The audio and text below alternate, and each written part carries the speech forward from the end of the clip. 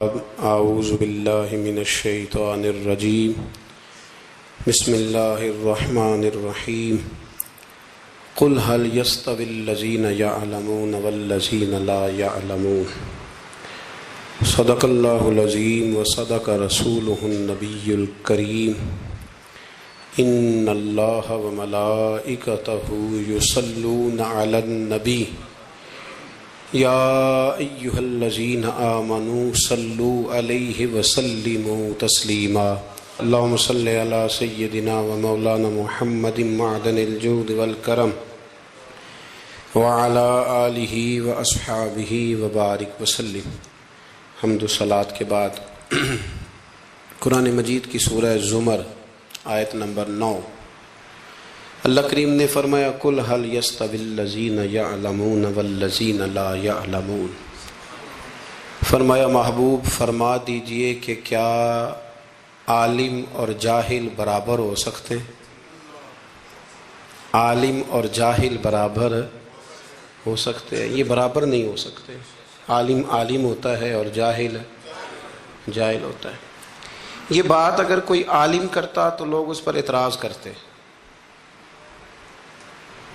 یہ بات اگر کوئی صاحب علم کرتا نا، بہت اہم بات ہے، ایک جملہ ہے پر اس کی گہرائی دیکھیے گا، یعنی یہ بات اگر کوئی عالم کرتا کہ بھئی عالم اور جاہل کیسے برابر ہو سکتے ہیں، تو شاید ایک بڑی تعداد تھی لوگوں کی جو تسلیم نہ کرتی، لیکن بات اس نے کر دی جو سب کا مالک و مختار ہے، جو پروردگار عالم ہے۔ اس نے کہا عالم اور جاہل کبھی برابر ہو سکتے نہیں۔ علم کا معنی جاننا ہے، خبر رکھنا ہے۔ خبر رکھنے والا آدمی بڑا محتاط ہوتا ہے ہر معاملے میں، اور جاہل بے حیا آدمی کے لیے تو فرمایا گیا کہ جب تو بے حیا ہو جائے تو ویسے ہی آزاد ہے، جو تیرے دل میں آئے کر۔ جب تک انسان علم میں ہوتا ہے تو کچھ حیا میں ہوتا ہے، اس کا ایک دائرہ کار ہوتا ہے، وہ اس کے اندر بند ہوتا ہے۔ تو علم اسلام کے اندر ایک بڑی محبوب چیز ہے، اسلام نے حصول علم کو پسند کیا ہے۔ میرے نبی کریم صلی اللہ تعالی علیہ وسلم نے فرمایا جس کو اللہ نے علم کے رستے پہ چلا دیا، سمجھو رب کریم نے اسے جنت کے رستے پہ چلا دیا۔ حصول علم، اور تمام علوم کی ہم قدر کرتے ہیں۔ جس آدمی کو ریاضی کا علم آتا ہے نا، وہ قابل قدر ہے، اس لیے کہ جب ہم لوگوں نے وراثت کے مسائل دیکھنے ہوں گے تو ریاضی کی ضرورت پڑے گی۔ تو اب میں کیسے اس کی بے قدری کروں جو ریاضی جانتا ہے؟ مجھے جب اللہ توفیق دے میں حج اور عمرے کے لیے جاؤں گا تو مجھے پائلٹ کے ساتھ جانا ہے، تو میں اب یہ دعویٰ کروں کہ دنیا میں صرف اس آدمی کی ضرورت ہے جو میں ہوں، تو یہ میرا دعویٰ غلط ہے، اس لیے کہ میں وہ اگر جانتا ہوگا جہاز کو اڑانا چلانا، میں اس کی قدر کروں گا تو میں اللہ کے گھر پہنچوں گا۔ تو کتنا بڑا اس کا میرے لیے اگر میں سمجھوں تو یہ اعزاز ہے کہ اس نے اس فن کو دیکھا، اس کو سیکھا، اور پھر اس کی برکت سے اللہ نے ہمیں بیت اللہ کی زیارت بھی نصیب کرائی اور روضہ رسول کا دیدار بھی عطا فرمایا۔ تو جہاں جو شخص جس معیار کا علم رکھتا ہے اور پھر اس کو مثبت استعمال کرتا ہے، اس کی قدر کرنی چاہیے۔ اور ہر آدمی کی اللہ کے محبوب علیہ السلام اس کے منصب کے لحاظ سے قدر کرتے تھے، ہر آدمی کی۔ جب حدیبیہ کے لیے سفیر کی ضرورت تھی تو کل صحابہ عادل تھے، پیارے تھے، پر حضور نے فرمایا یہ کام عثمان غنی بہتر کر سکتے ہیں۔ تو اور یہ میرے محبوب کے علم کا کمال ہے کہ حضور لوگوں کی روحوں میں جھانک کے دیکھ لیتے ہیں کہ کون بندہ کس قابل ہے۔ خیبر کی رات حضور نے کیا اعلان فرمایا؟ فرمایا جھنڈا سویرے اس کو دوں گا جو انشاءاللہ فتح کر کے آئے گا، جو فتح سویرے۔ تو بات تو رات حضور نے کر دی تھی کہ فتح ہو جائے گی، اور جھنڈا میں دے دوں گا، تو پھر فتح ہوئی کہ نہ ہوئی؟ تو یہ میرے رسول کریم علیہ السلام کو اللہ نے اعزاز دیا کہ ہر آدمی کی جہاں وہ جس صلاحیت کا مالک تھا اللہ کے رسول نے قدر فرمائی۔ دوستو، عزیزو، بزرگو، یاد رکھیے گا کہ نبی کریم صلی اللہ علیہ وسلم نے ان سب سے بڑھ کر جو جس علم کو حضور لے کے آئے اور جس علم کی حضور نے فضیلت بیان کی اور جس علم کے حوالے سے میرے رسول کریم علیہ الصلاۃ والسلام نے اظہار فرمایا، وہ ہے قرآن و سنت کا علم۔ اس علم کو حضور نے بڑا پسند کیا۔ اور ایک بات یہاں سمجھ لے، کچھ علوم ایسے ہوتے ہیں جن کا مخصوص کسی شعبے سے تعلق ہوتا ہے۔ ایک مکینک ہے یا الیکٹریشین ہے تو وہ بجلی کے شعبے سے تعلق رکھتا ہے، لیکن اگر اس کو ہم یہ کہیں اس شعبے سے تعلق رکھنے والے شخص کو کہ آپ گاڑی بھی ٹھیک کر کے دیں تو یہ اس کے لیے ممکن نہیں ہے۔ گاڑی کا مکینک اور ہے اور الیکٹریشین ہے، یہ سمجھانے کے لیے بات عرض کر رہا ہوں۔ لیکن جو قرآن و سنت کا علم ہے یہ پتہ کیا ہے، یہ دین کے ہر شعبے کے ساتھ بات کرتا ہے۔ یعنی یہ وہ والا علم ہے جو ہمیں زندگی گزارنے کا طریقہ عطا کرتا ہے، جو ہمیں بتاتا ہے کہ باپ کی قدر کیا ہے اور سسر کی قدر کیا ہے، یہ بتاتا ہے کہ اماں کا مقام کیا ہے اور بیوی کا درجہ، یہ ہمہ پہلو علم ہے۔ یہ ہمیں بتاتا ہے کہ روزی کیسے کمانی ہے، معاملات زندگی کو کیسے چلانا ہے، ہم نے آگے کیسے بڑھنا ہے، تو یہ سارا ہمیں سکھاتا ہے۔ اس لیے اس علم کی فوقیت عقلاً بھی بہت زیادہ ہے۔ اور میرے نبی کریم علیہ الصلاۃ والسلام نے جو اس علم دین کو اور دین کے عالم کو درجہ دیا، اس کی جو عظمت اور جو اس کی فضیلت ہے اس کا الگ ایک مقام ہے۔ حضور صلی اللہ علیہ وسلم مسجد نبوی شریف میں تشریف لائے تو دو مجلسیں تھیں، دو مجالس تھیں۔ ایک مجلس میں لوگ بیٹھ کر ذکر کر رہے تھے، اللہ کا ذکر کر رہے تھے، عبادت کر رہے تھے، تلاوت کر رہے تھے، اور دوسری مجلس میں بیٹھ کر کے لوگ علم دین کی باتیں کر رہے تھے۔ پتہ نا آپ کو، ہمارے ہاں کچھ ایسے لوگ بھی پیدا ہو گئے ہیں جو کہتے ہیں درویش اور ہوتے ہیں، مولوی اور ہوتے ہیں۔ میں نے کہا اس کا مطلب مولوی کون ہوتا ہے؟ کہتے ہیں یہ جو عالم ہوتے ہیں دین کے۔ میں نے کہا درویش پھر جاہل کو کہتے ہوں گے، چونکہ اگر عالم، درویش کس کو کہتے ہیں؟ درویش اس عالم کو کہتے ہیں جو دین پر عمل کرے، یا وہ عمل کرتا ہے تو وہی درویش ہوتا ہے، وہی فقیر ہوتا ہے۔ اپنے علم پر عمل کرنے والا وہی درویش ہے، وہی فقیر ہے۔ تو حضور صلی اللہ علیہ وسلم تشریف لائے تو ایک مجلس علم حضور نے سجی ہوئی دیکھی اور ایک مجلس ذکر میرے نبی کریم علیہ السلام نے سجی ہوئی دیکھی۔ ان دونوں مجالس کو نبی پاک نے دیکھا اور حضور بیچ میں کھڑے ہو گئے، کھڑے ہو کے فرمایا ذکر والے بھی خیر ہی کر رہے ہیں اور علم والے بھی خیر ہی کر رہے ہیں۔ اب حضور نے فیصلہ سنانا تھا، ہیں یہ بھی اچھے اور ہیں وہ بھی اچھے۔ اب فیصلہ میرے نبی پاک کا کیا ہے؟ حضور فرمانے لگے مجھے بھی اللہ نے استاد بنا کے بھیجا ہے، یہ لفظ کہے، اور میرے نبی پاک ان لوگوں میں بیٹھ گئے جو علم دین کی بات کر رہے تھے۔ حضور نے وہاں قیام فرمایا، حضور وہاں بیٹھ گئے۔ تو میرے عزیز دوستو، اس بات کو سمجھ لیں، اس پر غور کریں کہ نبی کریم صلی اللہ تعالی علیہ وآلہ وسلم نے ہمیں جو سمجھایا ہے وہ یہ ہے کہ حصول علم کا شوق پیدا کرو، علم کی مجالس کو اختیار کرو، اہل علم جاننے والے۔ ہمارے ہاں لوگوں کے پاس بڑا محدود سا علم ہوتا ہے، لیکن وہ اپنے اس علم کی ترویج کرنا، ایک خاص بیماری ہے جس پر میں اشارہ کرنے لگا ہوں، اس کو سمجھیے گا۔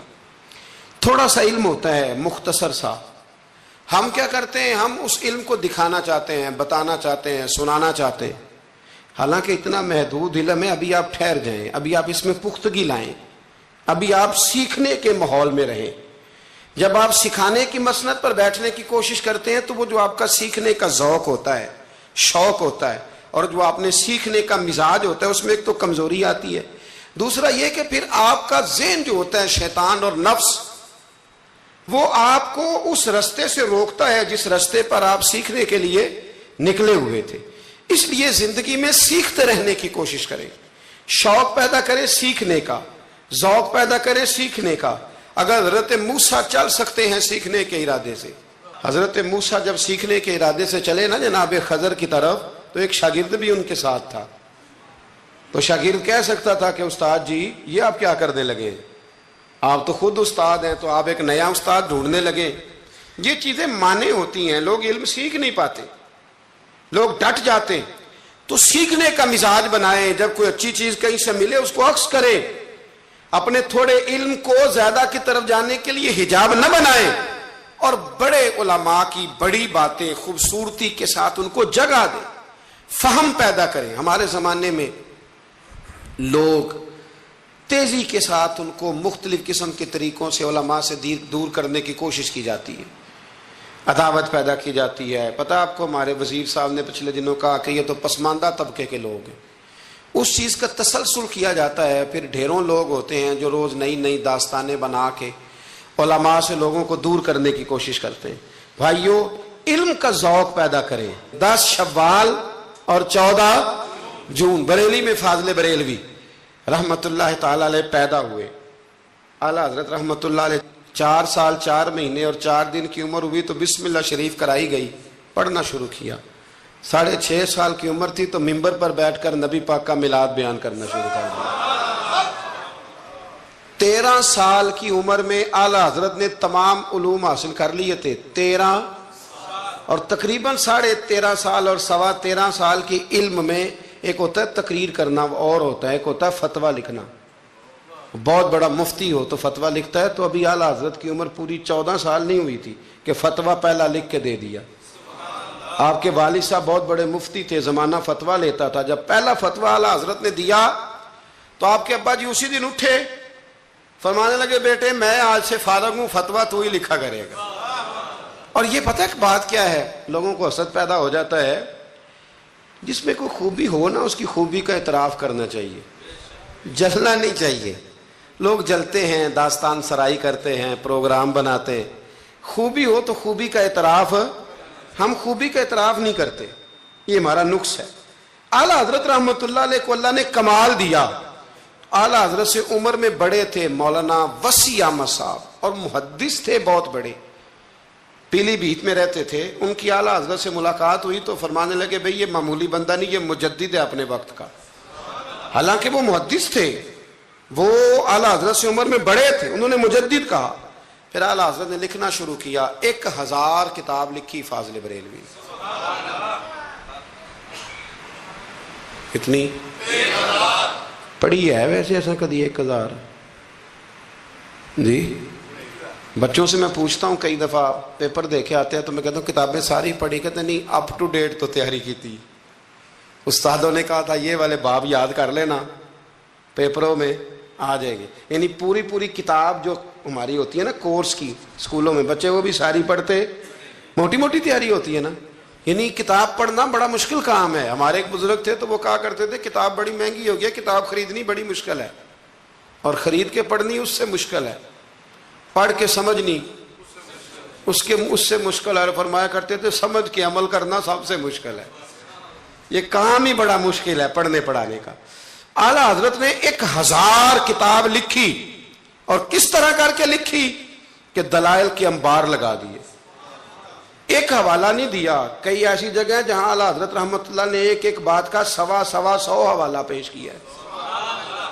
اتنا کمال اللہ نے عطا کیا۔ آپ حج کرنے گئے ہوئے تھے، اور سب سے بڑا آپ کا موضوع ہے نبی پاک کی شانیں بیان کرنا، حضور کی عظمت پہ لکھنا بڑا موضوع ہے۔ اپنے اپنے موضوع ہوتے ہیں نا، کچھ لوگ فقہ آپ نے فقاہت پہ سب سے زیادہ کام کیا، لیکن جس موضوع پر آپ کا غلبہ رہا وہ رسول اللہ کی محبت کا موضوع ہے، وہ نبی کریم کی محبت کا، اور لکھا تو پھر کمال ہی لکھا، پھر کمال لکھا اعلیٰ حضرت، اور حد کر دی۔ مکہ شریف میں تھے، بخار بڑا زیادہ تھا، اور آپ گئے ہوئے تھے حج عمرے کے ارادے سے، تیز بخار تھا، تو کسی شخص نے پوچھا نبی پاک کو علم غیب ہے؟ 2 گھنٹے میں علم غیب پر اتنی موٹی کتاب درج فرما دی، 2 گھنٹے میں، اور کوئی لائبریری نہیں، کوئی حوالہ نہیں۔ تو کسی نے کہا یہ کیا ہے؟ فرمانے لگے یہ میرے محبوب سے غلامی کا رشتہ ہے، یہ میرا حضور سے غلامی کا، تم پوچھتے جاؤ میں حضور کی شانیں بتاتا جاؤں گا، میں نبی پاک کے تذکرے کرتا جاؤں۔ اور پھر تعریفیں کس کس کی حضور کی اولاد کی اصحاب کی نبی پاک کے غلاموں کی ولیوں کی صوفیاء کی علم بڑا تگڑا اللہ نے دیا۔ کسی نے پوچھا تیمم کس مٹی سے جائز ہے؟ تو مٹی کی 80 قسمیں بیان کر دی، مٹی کی 80 قسمیں۔ فرمانے لگے مٹی ایک جیسی نہیں ہوتی، ایک مٹی زمین پہ پڑی ہوتی ہے، کپڑے پہ پڑی ہوتی ہے، کپڑے ایک جیسے نہیں ہوتے، ایک سوتی ہوتا ہے، ایک ریشمی ہوتا ہے۔ ایک کے اندر مٹی جذب ہوتی ہے، ایک میں جذب نہیں ہوتی، ایک سے دھونے سے جلدی نکل جاتی ہے، ایک سے جلدی نہیں نکلتی۔ 80 قسمیں بتا کے فرمایا اس سے ہو جاتا ہے، اس سے نہیں ہوتا، اس سے ہو جاتا ہے، اس سے۔ اور جواب بڑے شاندار دیتے تھے۔ ایک بندے نے ایک دفعہ پوچھا جی فرض کا درجہ زیادہ کہ سنت کا؟ فرمانے لگے فرض کا۔ تو کہنے لگے پھر سیدھا منہ دھویا کریں۔ آپ وضو میں پہلے ہاتھ دھوتے ہیں، پھر کلی کرتے ہیں، پھر ناک میں پانی ڈالتے ہیں، تو منہ فرض تو منہ دھونا ہے پہلے، ہاتھ دھونا بھی وضو میں سنت ہے، ناک میں پانی ڈالنا بھی سنت ہے، کلی کرنا بھی۔ تو آپ نے تو پہلے 3 سنتیں ادا کی، پھر وضو۔ فرمانے لگے ٹھیک تم نے کہا ہے، پر تم پتہ نہیں نا تمہیں کہ یہ میرے رسول اللہ کی سنت کی برکت کتنی ہے۔ شریعت حکم دیتی ہے کہ پانی معتدل ہونا چاہیے وضو کرنے کے لیے، نہ زیادہ ٹھنڈا ہو نہ زیادہ گرم ہو۔ زیادہ گرم ہو تو منہ جل جاتا ہے۔ اور شریعت حکم دیتی ہے کہ پانی بد ذائقہ نہیں ہونا چاہیے، اور حکم دیتی ہے کہ بدبو والا نہیں ہونا چاہیے۔ فرمایا اس لیے ہمارے نبی نے پہلے ہمیں 3 سنتیں دیں کہ ٹوٹی کے نیچے نا ہاتھ کر کے دیکھ لو پانی زیادہ گرم تو نہیں، اور کہیں منہ نہ جلا لینا۔ اور پھر ہمارے نبی نے ہمیں سنت دے کے بتایا کہ منہ میں ڈال کے دیکھ لو بد ذائقہ تو نہیں، پھر کہا ناک میں ڈال کے دیکھ لو کہ اس سے بو تو نہیں آتی۔ فرمایا مصطفیٰ نے کہا میری 3 سنتیں ادا کر کے اب چہرے پہ پانی ڈالو گے تو فرض ادا کرنے کا مزہ آ جائے گا۔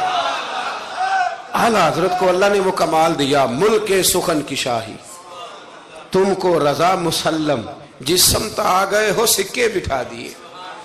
باتیں بہت ساری ہیں، کچھ خالص علمی ہوتی ہیں، کچھ بڑے علم بھی ہوتا ہے اور اس میں لطف بھی ہوتا ہے۔ تو ایک لطف والی بات ہے آپ کو سناتا ہوں۔ علماء میں نا ایک مسئلے میں اختلاف ہے۔ خیر اب تو علماء میں مسئلے میں اختلاف ہو تو جاہل چھلانگ لگا کے اندر آ جاتے ہیں، کہتے تو ان کی پتہ تھا پوچھو۔ علماء میں اکثر مسائل میں اختلاف رائے ہو جاتا تھا اور ہے آج بھی۔ امام شافعی اور امام مالک کا اختلاف کوئی نہیں تو کیا گالیاں دینی شروع کر دیں گے لوگ؟ اختلاف رائے علماء کے اندر ہو جاتا ہے۔ تو اختلاف رائے ہے علماء کے ایک مسئلے کے اندر، وہ کیا ہے؟ اور فقہی مسائل میں اختلاف ہوتا ہے، عقیدے میں اختلاف نہیں ہوتا۔ یہ یاد رکھ لیں، جو عقیدہ ہوتا ہے وہ عقیدہ ہوتا ہے، جو محبوب کی غلامی کی بات ہے وہ نبی پاک کی، اس میں کوئی بات دوسری ہوتی نہیں۔ بہرحال اعلیٰ حضرت کا فتویٰ یہ ہے کہ جمعے کی جو دوسری اذان ہے نا وہ بعد مسجدوں میں خطیب کے سامنے پڑھی جاتی ہے، یعنی خطیب کے بالکل سامنے بندہ کھڑا ہو کے نا جمعے کی دوسری اذان۔ اعلیٰ حضرت کا فتویٰ نہیں باہر دروازے پہ پڑھو، مسجد کے دروازے پہ جو یہاں پڑھتا ہے اذان اس کی بھی ہو جاتی ہے۔ یہ ایک فقہی مسئلہ ہے، اس میں اختلاف رائے ہو سکتا ہے۔ اعلیٰ حضرت رحمۃ اللہ علیہ کے خلیفہ رہتے تھے جبل پور میں۔ فاضل بریلوی جبل پور گئے ان کی دعوت پر، وہاں آپ نے جمعہ پڑھایا تو ایک بندے نے نا آپ کو چٹ دے دی کہ حضرت صاحب جمعے والے دن جمعے کی دوسری اذان ہے وہ کہاں پڑھنی چاہیے؟ تو اعلیٰ حضرت فرمانے لگے کہ باہر دروازے پہ پڑھو جمعے کی دوسری اذان۔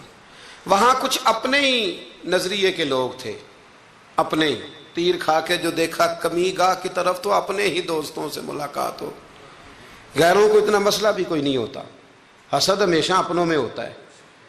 تو وہ اپنے ہی لوگ تھے، وہ کہنے لگے جی ہم 50 سال سے دے رہے ہیں اذان، مولوی صاحب نے یہاں آ کے لڑائی کرا دی ہے کہ اذان باہر پڑھو۔ انہوں نے نا کچہری میں، اعلیٰ حضرت انگریز کی عدالت کو عدالت نہیں فرماتے تھے، کہتے تھے عدالت تو وہ ہوتی ہے جہاں عدل ہو، یہ کچہریاں ہیں، یہ عدالتیں، وہ عدالت کہتے نہیں تھے، کہتے عدالت کا مطلب ہے عدل والی جگہ۔ اعلیٰ حضرت کبھی نہیں گئے تھے انگریز کی عدالت میں۔ تو جب ان سے کہا گیا نا کہ مقدمہ کر دیا کسی نے کہ لو جی ہم 50 سال سے اذان پڑھ رہے ہیں تو انہوں نے نواں فتویٰ دے دیا ہے کہ اذان جو باہر پڑھے، تو اعلیٰ حضرت کو نوٹس آ گیا عدالت سے۔ آپ کبھی جایا نہیں کرتے تھے، اتفاق کی بات، وہ جو آواز دینے والا تھا نا، جو آواز دیتا تھا فلاں بن فلاں حاضر، وہ اعلیٰ حضرت کا مرید تھا۔ اعلیٰ حضرت نے اس کو ساری بات سمجھا دی کہ میری باری آئی تو تم نے کرنا کیا ہے۔ اس نے کہا جی ٹھیک ہے، مسئلہ طے ہو گیا۔ ہوا یہ کہ جب جج نے کہا نا مولانا احمد رضا ولد نقی علی خان حاضر ہو، ان کی باری آئی، تو اردلی کو کہا جج نے، اس نے کیس سارا پہلے اسٹڈی کر لیا، مسلمان تھا جج بھی، اس نے پڑھ لیا کہ 2 علماء کے درمیان اختلاف ہے، ایک کہتے ہیں کہ یہاں اذان پڑھنی چاہیے، دوسرے کہتے ہیں کہ اذان باہر پڑھنی چاہیے. تو وہ پتہ کیا کہتا ہے, اس کو سمجھایا ہوا تھا. جج کہنے لگا چلو جی یہ مسئلہ بھی نمٹاؤ. وہ مدعی پارٹی بھی آئی ہوئی تھی, اعلیٰ حضرت نہیں آئے تھے. وہ بڑے خوش تھے کہ وہ نہیں نہ آیا, تو ہم جج کو نا تھوڑا سا اس کو ہوا بھریں گے کہ دیکھا نا جی وہ تو آپ کو بھی کچھ نہیں سمجھتا, وہ بات اور خراب ہو جائے گی. پر وہ تو عز من تشاء تو ذل من تشاء. یہ عزتیں ذلتیں یہ اللہ کے ہاتھ میں, یہ رب کریم کے ہاتھ میں. تو انہوں نے نا پوری تیاری, نہیں نہ آیا دیکھنا اور کریں گے. اب وہ اردلی کو جب کہا نا اس آواز دینے والے کو, جج صاحب نے کہ بلاؤ اس کو, اعلیٰ حضرت نے, اس نے پتہ کیا کیا, آواز تو باہر دینی ہوتی ہے نا, وہ جج کے سامنے کرسی کے سامنے کھڑے ہو کے نا کانوں میں انگلیاں لے کے کہنے لگا احمد رضا ولد نقی علی خان حاضر ہو. اور جج کہنے لگا پاگل ہو گیا, باہر جا کے کہنے لگے جی یہی تو میرے پیر کہتے ہیں, یہی تو وہ فرماتے ہیں, یہی تو وہ فکرہ ادا کرتے. ملک سخن کی شاہی تم کو رضا مسلم, جس سمت آ گئے ہو سکے ہی بٹھا دیے. فرمایا جی یہی تو وہ کہتے ہیں. وہ کہتے ہیں مولوی تو آیا بیٹھا جمعہ پڑھانے کے لیے, اس کو اذان کیوں سناتا ہے, باہر سنا تاکہ جو رہ گیا وہ بھی آ جائے. یہی تو وہ فرماتے ہیں. جج کہنے لگا مولانا کو تکلیف کرنے کی ضرورت نہیں, وہ جو کہتے ہیں ٹھیک ہی کہتے ہیں. فتویٰ مسئلہ ان کے حق میں دیتا ہوں. یاد رکھیں اعلیٰ حضرت کا یہ کمال تھا کہ انہیں اللہ نے علم بھی دیا تھا اور سمجھانے کی طاقت بھی عطا فرمائی. ان کے اندر یہ قوت تھی, یہ ہمت تھی کہ وہ بات سمجھا سکتے تھے. لیکن جس کی شان زیادہ ہوتی ہے اس کے مخالف بھی زیادہ ہوتے ہیں. پکی بات. اعلیٰ حضرت نے ایک شعر لکھا ہے, غوث پاک سے فریاد کرتے ہیں عدو بددین اور مذہب والے حاسد. کہتے ہیں اے غوث پاک, وہ جو میرے بیگانے ہیں نا وہ تو ویسے ہی بد دین ہیں, اور جو میرے اپنے ہیں وہ مجھ سے حسد کرتے ہیں.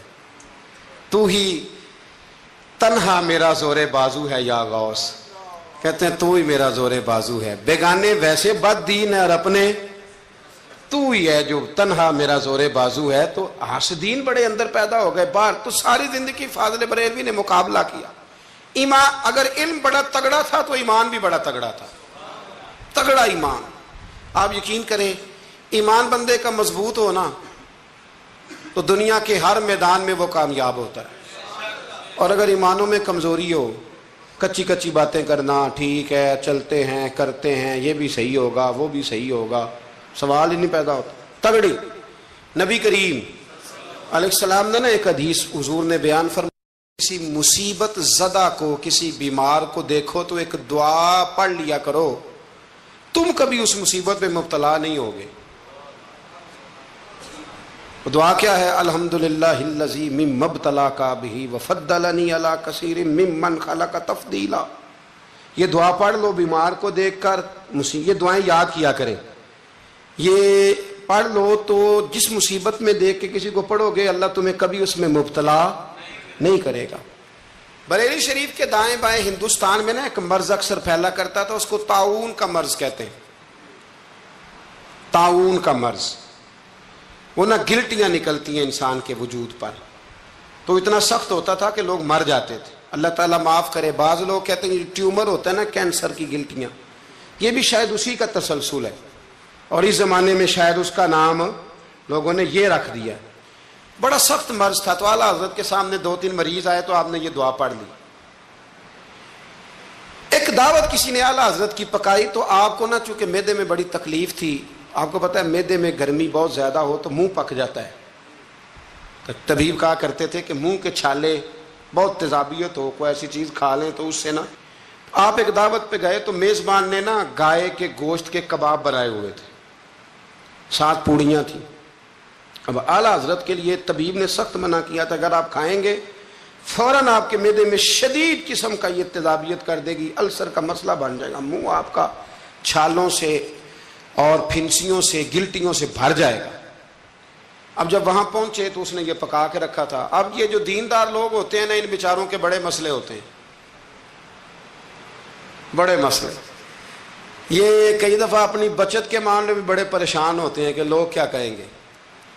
جاہل تو جو مرضی کر جاتا ہے نا, عالم نے پھونک پھونک کے قدم رکھنا ہوتا ہے کہ یار یہاں نہ مسئلہ بن جائے, یہاں نہ مسئلہ بن جائے.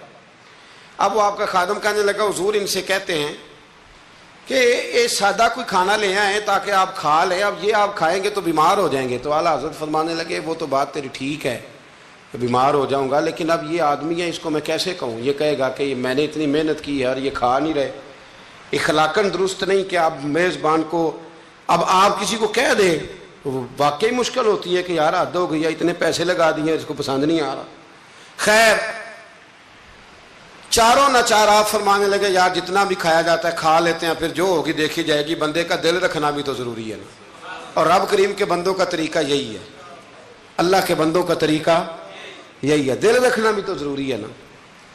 اعلیٰ حضرت نے نا وہ پوڑی بھی کھا لی، کباب بھی کھا لیا، جا کے گھر آ کے رات کو لیٹے، سویرے اٹھے تو منہ سارا چھالوں سے بھر گیا، کیونکہ طبیب نے منع کیا ہوا تھا. اتنا بھر گیا کہ بولا بھی نہیں جاتا، منہ کھولا بھی نہیں جاتا، شدید مشکل ہے، کیا کریں؟ آپ کے بھائی مولانا حسن رضا صاحب رحمۃ اللہ علیہ نا ایک طبیب کو لائے، بڑے سیانے کو. اس نے آتے ہی کہا ان کو تو طاعون ہو گیا. اعلیٰ حضرت فرمانے لگے تو جھوٹ بولتا ہے اور تیری حکمت بھی جھوٹ بولتی ہے، مجھے طاعون نہیں ہو سکتا. اس نے کہا جناب وہی گلٹنگ ہے. فرمانے لگے تو جھوٹ بولتا ہے اس لیے کہ میں نے طاعون والے مریض کو دیکھ کے وہ دعا پڑھ لی تھی جو میرے نبی نے سکھائی ہے. تو طبیب کی بات غلط ہو سکتی ہے، میرے حبیب کی غلط نہیں ہو سکتی. حبیب کی بات غلط ہو سکتی. فرمایا وہ کہنے لگا جی وہی ہے. تو آپ فرمانے لگے طبیب جھوٹا ثابت ہوگا اور حبیب کی بات کو اللہ سچ ثابت کرے گا. یہ ہو ہی نہیں سکتا، میں نے دعا پڑھ لی تھی، یہ کیسے ہو سکتا ہے؟ یہ یقین کامل ہے. یہ کیا ہے بولیے؟ علامہ اقبال کہا کرتے تھے یاد رکھو غلامی سے بدتر ہے بے یقینی. غلامی سے بدتر ہے بے یقین نہیں. یقین کامل، پیر کامل کہ یقین کامل؟ حالانکہ دونوں کوئی کامل ہونا چاہیے، پر یقین کامل بڑا نفع دیتا ہے. یقین کامل ہے، آپ یقین کریں. ایک درویش کی میں بات پڑھ رہا تھا تو وہ کہیں مرید ہو گئے، تو اتنے یہاں نا پیری مریدی بڑی کچی ہوتی ہے، ہو بھی سکتا ہے، پوچھ بھی لیتے ہیں کہ ایسا نہیں. مرید ہو گئے تو کسی نے ان کو کہا کہ سچی بات یہ ہے کہ بندہ کامل نہیں. فرمانے لگے نہیں کامل تو میں نے پکڑ لیا، میں نے رب سے کہنا اسے کامل کر، کیونکہ میرا سارا کچھ یہی ہے. ختم ہو گئی بات. ایک در پھڑیے تو محکم پھڑیے، ایک دہی ہو کے مریے، اللہ کر دے گا کامل. ختم ہو گئی بات. یہ کیا بات ہوئی؟ کچی کچی باتیں کرنا، کچی کچی اور عقل کے گھوڑے دوڑانا. بس جس سے لگا لی پھر اس سے پکی لگا لی. یہ آپ جہالت، وہ آدم چشتی کہتا ہے لگا جدوں بازار ازلدا تے لوکی چوراں وانگ سدائے. کسے نے لٹ لی علم دی دولت تے کسے ہاسے چولی پائے. آزم ویخ جہالت ساڈی اسی عشق خرید لے آئے. ایک جہالت ساڈی اسی. اور ایک شعر اور بڑا کمال ہے اس کا، چلو آ گیا ہے، اعلیٰ حضرت کا موضوع ہے نا تو مجھے بھی بڑا ہی مزہ آ رہا ہے. تو وہ کہتے ہیں کہ کسے دے سر دستار امامت اس علم پڑھاون سکھیا ہے، تے کسے نے پہنے ہیں فقر دچوغا اس زہد کماون سکھیا ہے. آزم ویخ مقدر ساڈا اساں یار مناون سکھیا ہے. ویخنا مقدر ساڈا اساں پکا پروگرام بنایا ہے. ویخ مقدر ساڈا اساں یار مناون سکھیا ہے. تے سانوے دی بڑی جاچ ہے، اساں یار نہیں سمجھ آئی بات کی. اساں یار مناون، صحابہ کو پتہ ہوتا تھا کہ حضور کو منانا کیسے، وہ بندہ ڈھونڈ کے لے آتے تھے، انہیں پتہ تھا یہ کیسے مانیں گے. اعلیٰ حضرت فرمانے لگے کہ طبیب کی بات غلط ہو سکتی ہے، حبیب کی بات غلط ہو سکتی، مجھے طاعون نہیں ہو سکتا، سوال ہی نہیں پیدا ہوتا. وہ حکیم ناراض ہو گیا. وہ نا ڈاکٹر صاحب بگڑ جاتے ہیں کہ میرا مطلب یہ کیسے ہو گیا. صرف ایک عالم ہے بیچارہ، اس کو سارے کہہ لیتے ہیں کہ تو غلط چل رہا ہے، ورنہ ڈاکٹر کے نسخے کے خلاف آپ بات کر سکتے. وہ کہتا ہے ڈاکٹر میں ہوں کہ تو ہے. تو وہ طبیب صاحب ناراض ہو کے چلے گئے. کچھ لوگ جو تھے ساتھ وہ بھی کہنے لگے کہ طبیب تو بہت بڑا تھا، پر چلو یہ کہتے ہیں مجھے نہیں ہے تو نہیں. اب سارے لوگ مانتے ہیں کہ طاعون ہے. رات کو نا ایک شاگرد اعلیٰ حضرت کے کان میں کہنے لگا حضور تھوڑا سا وہ میں نے بھی پڑھا ہے کہ مشورہ دوں. فرمایا دو. کہنے لگا جی مسواک کریں آپ، تھوڑا سا منہ کھول جائے گا، اور پھر کالی مرچ پیس کے نا تھوڑی منہ میں ڈالے، مجھے لگتا ہے کہ مسئلہ حل ہو جائے گا. فرمانے لگے تو میرا مخلص ہے، تو جو کہہ رہا ہے مجھے بھی اس میں بہتری لگ رہی ہے۔ وہ ایک مسواک لایا، فرمایا یہ میرے نبی کی سنت ہے۔ تھوڑی سی مشکل سے مسواک کی اور پھر مرچیں نا، کالی مرچیں پسی ہوئی منہ میں ڈالی۔ آدھے گھنٹے کے بعد ایک قے آئی اور اندر نہ سارا خون جو مسوڑوں میں تھا اور جو سارا جمع ہوا تھا باہر آ گیا۔ اعلیٰ حضرت رحمت اللہ علیہ فرمانے لگے بلا کے لاؤ اس طبیب کو۔ وہ کہتا تھا منہ کھل نہیں سکتا، گلٹیاں بن گئے، اسے بلا کے لاؤ، پہلے میں اسے اللہ کا قرآن سناؤں گا، پھر محمد عربی کی نعت سناؤں گا، میں بتاؤں گا کہ میرا منہ کھلا ہے کہ نہیں کھلا۔ بلا کے لاؤ، میرا یقین کامل ہے کہ حضور نے جو فرما دیا ہے اس سے بات آگے پیچھے ہو سکتی، یہ کمال۔ اور پھر علم کمال تھا، یقین کمال تھا، تو عمل بھی کمال تھا، عمل بھی کمال، عمل اعلیٰ حضرت نے پایا تھا، کمال کا عمل تھا، کمال۔ دیکھیں ایک دفعہ نا آپ نا سفر کرتے تھے نا، جب اس وقت ٹرین پہ سفر زیادہ ہوتا تھا، آج بھی ہندوستان کے لوگ ٹرین پہ سفر کرنا پسند کرتے ہیں۔ میں نے بھی وہاں ٹرین پہ سفر کیا ہے، تو ٹرین بیفور ٹائم آ جاتی ہے، وقت سے پہلے اسٹیشن پہ ٹرین ہوتی ہے، مزہ آتا ہے ٹرین پہ سفر کرنے۔ تو ایک دفعہ میں یہاں لاہور سے بیٹھا کراچی جانے کے لیے، تو میں نے ان سے پوچھا کب پہنچے گی؟ کہتے تسی بہ جاؤ، جدو سارے پہنچن گے تسی بھی پہنچ جاؤ گے۔ تو یعنی ہمارا یہ حال ہے کہ وہ اس نے نا مجھے مطلب اتنا شاندار جواب دیا کہ میں چپ کر گیا۔ میں کہ گل تو ٹھیک کردا ہے، کہندا جی ٹائم ہن تانوں کیویں دسیے، کیونکہ ٹائم ہے ہی کوئی نہیں، حالات ہی بڑے خراب تھے ان دنوں۔ کہنے لگا بیٹھ جائیں، جب سارے پہنچیں گے تو آپ بھی۔ میں کہ چلو ٹھیک ہے، ختم ہو گئی بات۔ تو ہندوستان میں نا ٹرین کا سفر زیادہ کیا جاتا ہے، اللہ تبارک و تعالیٰ فضل کرے گا، پاکستان کی بھی ہر چیز انشاءاللہ آگے نکل جائے گی سارے دن۔ اس وطن پہ اللہ نے بڑا ہی فضل کرنا ہے۔ تو سفر تھا، اعلیٰ حضرت کا طریقہ یہ تھا کہ آپ یہ حساب لگاتے تھے کہ نماز کا وقت کہاں آئے گا، کوشش فرماتے تھے کہ ٹرین بدلنی پڑے تو بدل لیں، لیکن ایسے ٹائم پہ جا کے ٹرین رکے کہ جہاں نماز نہ رہ جائے۔ یہ خاص ان کا تقویٰ تھا۔ بہرحال ایک دفعہ نا اجمیر شریف جا رہے تھے، خواجہ معین الدین اجمیری کے مزار پہ حاضری دیں، سلطان الہند کے مزار پہ اعلیٰ حضرت تشریف لے جا رہے۔ رستے میں نے ایک جگہ مغرب کا وقت ہوا، ٹرین تھوڑی دیر کے لیے رکی، تو اعلیٰ حضرت فرمانے لگے نیچے اترو بھائی۔ ساتھ ہی نا پلیٹ فارم پہ صفیں بچ گئیں، چادریں بچ گئیں، مسلح بچ گئے، اعلیٰ حضرت جماعت کرانی شروع کر دی۔ رابٹ نام تھا اسٹیشن ماسٹر کا، وقت ہو گیا۔ وہ جو گاڑی کا ڈرائیور تھا وہ مسلمان تھا اور بڑا عقیدت مند تھا، یہ انگریز تھا، انگریزوں کی حکومت تھی۔ اس کا دل تھا کہ میں بزرگوں کو نماز پڑھ لینے دوں، پر یہ کہنے لگا چل ٹائم ہو گیا، وصل دے، جو بیٹھ گیا بیٹھ گیا، جو رہ گیا رہ گیا۔ اس نے وصل دیا گاڑی کو، اعلیٰ حضرت نماز پڑھتے رہے، دوسری رکعت سکون سے نماز پڑھی۔ اب وہ گاڑی کو آگے لے جاتے ہیں، گاڑی آگے جاتی نہیں، آگے لے جاتے ہیں جاتی نہیں۔ وہ رابٹ جو تھا وہ کہنے لگا اس کو، ڈرائیور کو، چلاتا کیوں نہیں؟ کہنے لگا چل ہی نہیں رہی، انجن میں مسئلہ ہو گیا ہے۔ کہنے لگا ذرا پیچھے کرنا، اس نے پیچھے کی تو پیچھے ہونے لگ گئی، آگے کی تو جاتی نہیں۔ اس کو شک پڑا کہ یہ مسلمان ہے، شاید فیور کر رہا، کہتا تو نیچے اتر، میں بیٹھتا ہوں۔ وہ بیٹھا، اور وہ آگے کرتا ہے تو گاڑی آگے نہیں جاتی، پیچھے کرتا ہے تو گاڑی پیچھے جاتی ہے۔ انجینئر کو بلایا، ہر چیز چیک کر لی، پر گاڑی چلتی نہیں۔ کیسے چلے؟ ہر مشکل دی کنجی یارو ہاتھ مرداں دے آئی، یہ کیسے چلے گی؟ سوال ہی نہیں پیدا ہوتا، چل سکتی نہیں۔ اب جو اس کو نا تھوڑی سمجھ آئی، پوری سمجھ کے بعد نا دل نرم ہوا، اتر کے نا اعلیٰ حضرت نماز پڑھ رہے تو بیٹھ گیا، غور سے دیکھنے لگا کہ بڑے خشوع سے، وضو سے، عاجزی سے، دل جمی سے اعلیٰ حضرت نماز پڑھ رہے ہیں، شوق سے، ذوق سے، توجہ سے، بڑا متاثر ہوا۔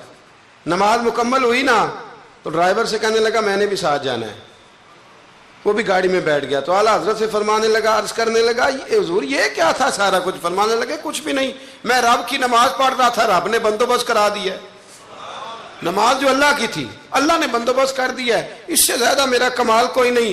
کہنے لگا حضرت جی پہلے میں نے اسلام سنا تھا، آج میں نے اسلام دیکھ لیا ہے، آپ مجھے کلمہ پڑھائیں، میں مسلمان ہونا چاہتا ہوں، آپ مجھے کلمہ پڑھائیں، میں مسلمان ہونا چاہتا ہوں۔ اب مرید، آپ کو پتہ ہے مریدوں کا اپنا ذوق ہوتا ہے، کہنے لگے حضور آپ کی کرامت ہے، آپ کی کرامت ہے کہ ایک انگریز مسلمان ہو گیا. فرمانے لگے بڑے آدمی تھے نا تو بڑے لوگ چیزیں اپنے کھاتے میں نہیں ڈالا کرتے, وہ ان چیزوں سے نفع لے کے قد نہیں اونچا کرتے. کہا جناب آپ کی کرامت ہے. فرمایا نہیں میری کرامت نہیں, یہ نماز کی برکت ہے. میری کرامت نہیں, یہ نماز کی برکت ہے کہ میں نماز پڑھ رہا تھا اور نماز کی برکت سے اللہ نے اسے ایمان کی توفیق عطا فرما دی. اعلیٰ حضرت نے اپنی ساری زندگی, ایک شخص نے پوچھا کہ آپ نے ساری زندگی حضور کی نعتیں لکھی ہیں تو قبر میں جاؤ گے تو کیا کہو گے؟ کہنے لگے کہوں گا سرور کہوں کہ مالک و مولا کہوں تجھے. حضور سونیا میں کیا کہوں؟ سرور کہوں کہ مالک و مولا کہوں تجھے, باغ خلیل کا گلے زیبا کہوں تجھے, تیرے تو وصف عیب تناہی سے ہیں بری, حیران ہوں میرے شاہ میں کیا کیا کہوں تجھے, حیران ہوں میرے شاہ میں کیا کیا کہوں تجھے. لیکن رضا نے ختم سخن اس پہ کر دیا, خالق کا بندہ خلق کا آقا کہوں تجھے. پھر کہنے لگے نعمتیں بانٹتا جس سمت وہ ذیشان گیا, ساتھ ہی منشی رحمت کا قلم دان گیا. انہیں مانا انہیں جانا نہ رکھا غیر سے کام, للہ الحمد میں دنیا سے مسلمان گیا. آج لے ان کی پناہ, آج مدد مانگ ان سے, کل نہ مانیں گے قیامت میں اگر مان گیا. جان و دل ہوش و خرد سب تو مدینے پہنچے, تم نہیں چلتے رضا سارا تو سامان گیا. اور دیکھیے لکھنے کا انداز, کہنے لگے ان کی مہک نے دل کے غنچے کھلا دی. ان کی مہک نے دل کے, یہ نہیں کہا کہ موسم کھلا دیا ہے, دل کے, صرف حضور نے نہیں, حضور کی مہک نے, ان کی مہک نے دل کے غنچے کھلا دیے ہیں. جس راہ چل دیے ہیں کوچے, بس حضور گزر جائیں تو وہ گھر بس جاتا ہے, کوچہ بس جاتا ہے. ان کی مہک نے دل کے غنچے کھلا دیے ہیں, جس راہ چل دیے ہیں کوچے بسا دیے ہیں. اللہ کیا جہنم اب بھی نہ سرد ہوگا, رو رو کے مصطفیٰ نے دریا بہا دیے ہیں, رو رو کے مصطفیٰ نے دریا بہا دیے ہیں, رو رو کے مصطفیٰ نے دریا بہا دیے ہیں. یہ شعر جب پہنچا نا داغ دہلوی کے پاس, اقبال کے استاد, تو وہ کہنے لگے مجھے کہنے دو ملک سخن کی شاہی, تم کو رضا مسلم, تم جس سمت آ گئے ہو سکے بٹھا دیے. کچھ لوگوں نے ان پر بڑے بڑے الزامات لگائے, بڑے بڑے, لیکن آپ یقین کریں ان کی جو تعلیمات ہیں وہ انہی کی ہیں. انہوں نے کہا کہ سجدہ سوائے اللہ کے کسی کے لیے جائز نہیں ہے. انہوں نے کہا مزار پہ جاؤ تو 4 ہاتھ دور کھڑے رہ کے دعا مانگو. انہوں نے کہا عورت کا پیر سے پردہ واجب ہے. انہوں نے دین جو بتایا ہے نا, لوگوں نے بڑے بڑے پراپوگنڈے کیے, بڑے بڑے لوگ پراپوگنڈے کرتے رہتے ہیں.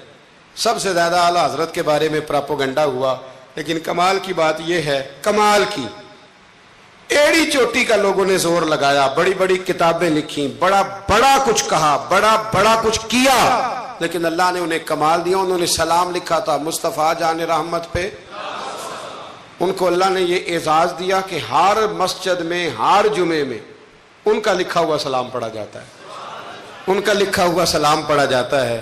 سب ان سے جلنے والوں کے گل ہو گئے چراغ, احمد رضا کا تازہ گلستان ہے آج بھی. مصطفیٰ مصطفیٰ مصطفیٰ